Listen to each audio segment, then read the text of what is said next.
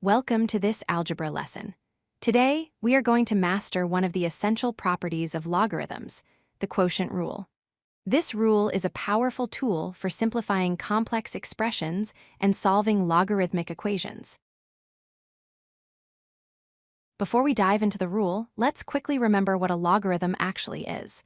A logarithm is simply an exponent in disguise.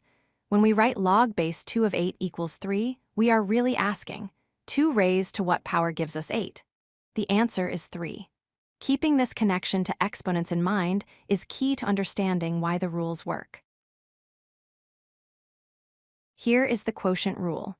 It states that the logarithm of a division, or a fraction, is equal to the subtraction of the logarithms. Simply put, log of a divided by b equals log of a minus log of b. Notice how division inside the log turns into subtraction outside the log. This rule exists because logarithms behave like exponents. Think back to your exponent rules. When you divide two numbers with the same base, you subtract their exponents. Since logarithms solve for exponents, they follow the exact same pattern. Division leads to subtraction. Let's prove it works with real numbers. Consider log base 2 of 32 divided by 4. If we divide first, 32 divided by 4 is 8, and log base 2 of 8 is 3.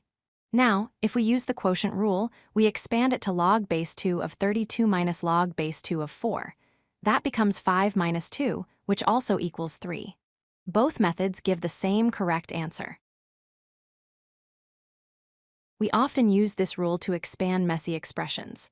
Look at problem A, log base 5 of x divided by 25. We can break this apart into log base 5 of x minus log base 5 of 25. Since log base 5 of 25 is just 2, our final simplified answer is log base 5 of x minus 2.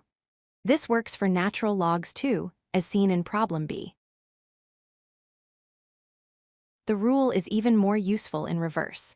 Sometimes you have two separate logs that you cannot solve individually, like log of 500 minus log of 5.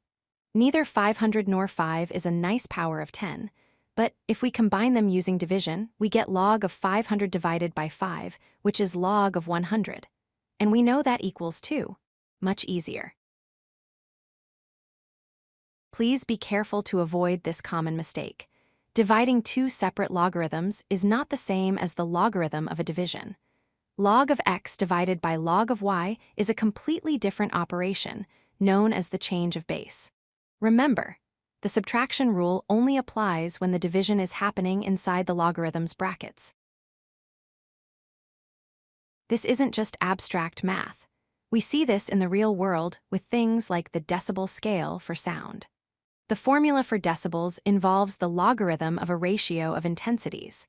Because of the quotient rule, we can easily compare the difference in decibels by subtracting the log of the measured intensity from the log of the reference intensity. To wrap up, remember that when arguments are divided inside a log, you subtract the logs. You can use this to expand complex terms or condense separate terms to make them solvable. And always watch out for the fake quotient rule. Ensure the division is inside the parenthesis. If you like this video, hit that like button and don't forget to subscribe. Visit codelucky.com for more such useful content.